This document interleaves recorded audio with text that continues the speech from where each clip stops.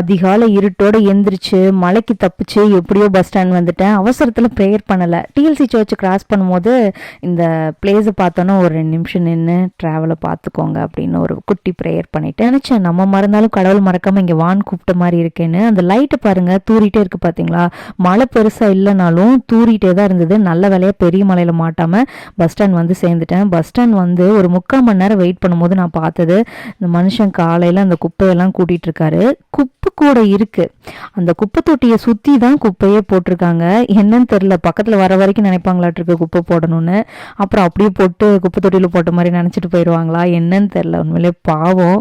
ஒன்று மட்டும் நினச்சேன், இனிமேல் எங்கேயுமே கீழே குப்பை போட்டுறவே கூடாது அப்படின்னு சொல்லிட்டு அவரோட இடத்துல என்னை வச்சு யோசிக்கும் போது ரொம்ப கஷ்டமாக இருந்தது. ஃபைனலாக பஸ்ஸில் ஒன்று நோட்டீஸ் பண்ணேங்க. ஃபர்ஸ்ட் டைம் எனக்கே ஷாக்கிங்காக இருந்தது.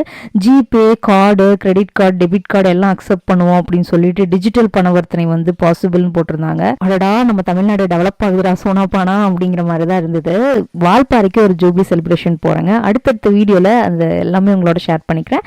இந்த வீடியோ பிடிச்சிருந்ததுன்னா லைக் பண்ணிடுங்க. தேங்க்யூ ஃபார் வாட்சிங்.